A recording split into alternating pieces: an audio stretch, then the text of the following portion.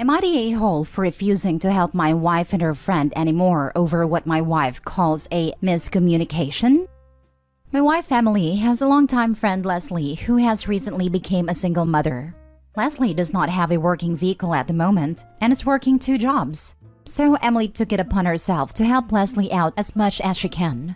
Emily had started asking me to help as well in driving Leslie and her kids around, taking them to school/appointments, taking Leslie to the grocery store, etc. whenever Emily or someone else couldn't. I agreed, since it made my wife happy, and I understand the kind of situation Leslie is in. But helping has turned into Emily inviting Leslie and her kids over often, or organizing trips that they would like, such as camping or fishing.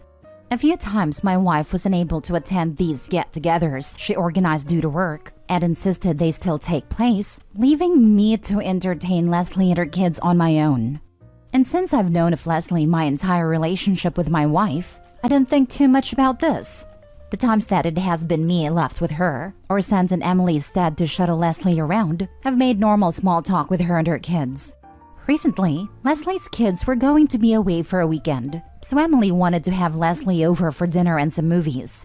She asked me to text Leslie to ask her over, and when I did, Leslie replied with, "Just as friends, right? I'm not interested in being anyone's girlfriend." I thought that response was out of left field, so I asked her why I should even say that. And her response was pretty much, "No guy would be asking me and my kids how we're doing or helping me out unless he wanted something in return." I told Leslie it wasn't anything like that, and then showed my wife the conversation, and informed her I would be stepping back from helping her with anything involving Leslie, and to leave me out of any future plans. I also offered to show her the rest of my phone and anything else. Emily believed me, but she still talked to Leslie about it to see what had given her that impression, and accordingly, she gave Emily the same answer. A few days later, Leslie apologized to Emily and told her that her emotions and mine were just all over because of a down day. That's fine, but I'm still not willing to help her or my wife out anymore as I had been, because I don't want any repeats or accusations hurled at me when I was just helping as my wife asked. Emily thinks I'm overreacting and should just brush it off, because it was just a silly miscommunication she had on a bad day. Am I the a-hole? Additional info. The text I sent Leslie about the night was, "Emily wants to know if you'd like to come over for dinner and some movies on Saturday." That's why her response was so out of left field. I sent the text because Emily was busy on her phone and wanted to know ASAP so we could make our weekend plans. Now for the top comments. Not the a-hole. Cringe friend. Could have gone a lot worse. Do not help her unless your wife is around. Ew, Leslie. Her mentality that men and women can't be friends without ulterior motive is disgustingly gross on its own, much less about the husband of her friend who had been helping her out. Not the a-hole. I noticed she didn't apologize to you. She accused you of trying to cheat on your wife. That is no small thing to overlook. Yes, this is huge. Not only did she imply that you would cheat on your wife, she straight up said in writing that you were courting her for more. Hell no. What if your wife didn't believe you that you weren't cheating and sending her those signals? That kind of thing can destroy your relationship. Nope, nope, nope, nope. What happens if Leslie gets mad or has another down day and tells your wife you were inappropriate towards her? Nope, not the a-hole. I'd put a hard line in the sand on this. Edited to add, if I were your wife in this situation, I'd be the one shutting it down. Leslie could be unhinged. You don't know. You do know she's been accepting your help, fully believing that you wanted something in return. Nope. It only takes one accusation to ruin a man's life. Since this isn't your direct friend, stay away, just in case. Not the a-hole. Be safe. Justice doesn't care what sex you are. Buffalo Bills former punter is living through that right now. After watching that guy get dragged through the dirt all last year, that whole story is so gross and his life was ruined by an evil person. This type of nonsense is why many men won't coach kids' sports teams anymore. Too easy for someone to misinterpret their intentions. It's also why you'll rarely see men teach elementary. They can be completely above board, but still the rumor mill starts turning. Next story. Am I the a-hole for telling my grieving ex-mother-in-law not to move closer to her own granddaughter? My 40s female ex, 40s male left our daughter Zoe and I very abruptly 6 years ago and moved from the US to another country with his affair partner. His mom, my mother-in-law, was initially sympathetic, but when the affair partner got pregnant, she moved to their country to be closer to her grandchild. He and affair partner later got married and had another baby. It did felt like a betrayal at a time from Zoe's point of view. She lost her dad as well as her grandma. She would visit her dad on some school breaks and part of summer and see her grandma there. And we'd keep in contact via FaceTime, but it wasn't the same. However, by that point, I was marrying my second husband whose family adores Zoe, so that softened the blow, and we also moved to a different state. My ex passed away in 2021, which was devastating for all of us. Initially, mother-in-law stayed on to support her young grandsons and my ex's poor grieving wife. But without my ex there are some immigration/visa issues, so she's choosing to move back to the US. She called me and said that she had decided to move to our state to be closer to Zoe, who is now 12. She has no other connections here.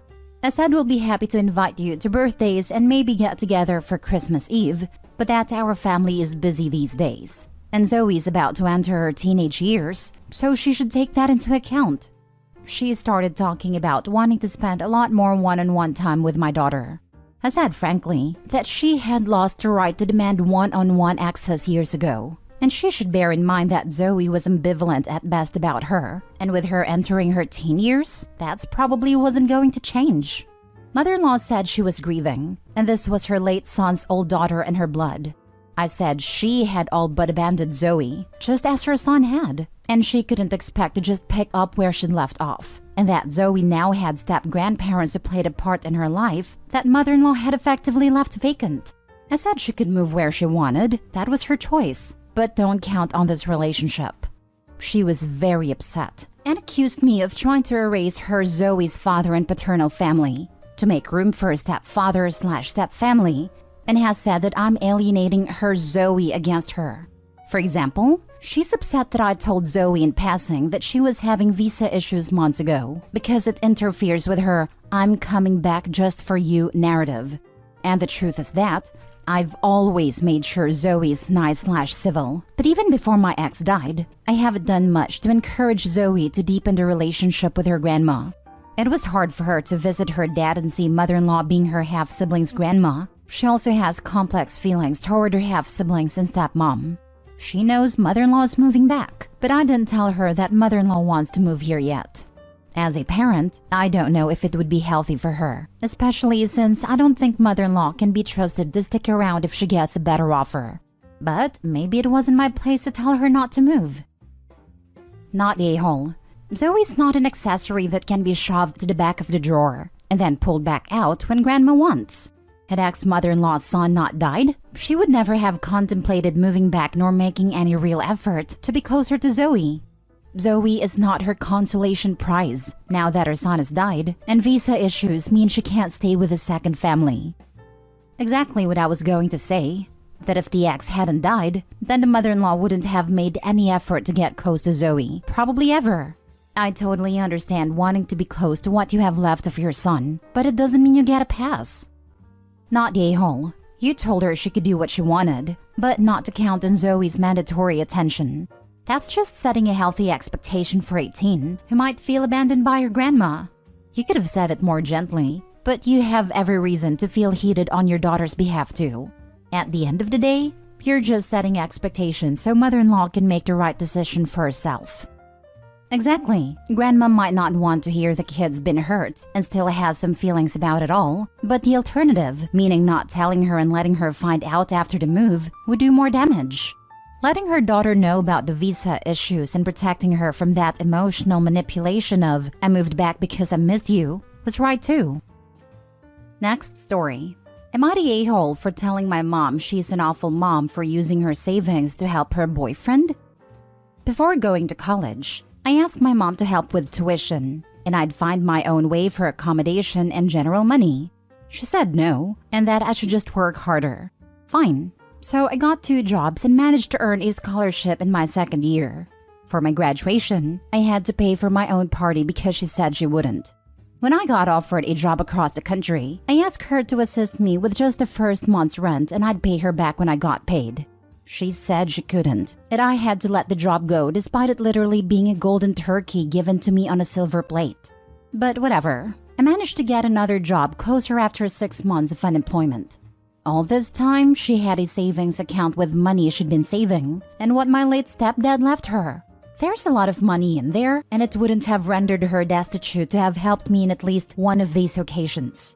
But it's her money, and I'm really not an entitled kid, which is why I never brought it up even though I've always known about the account and always let go after she said no.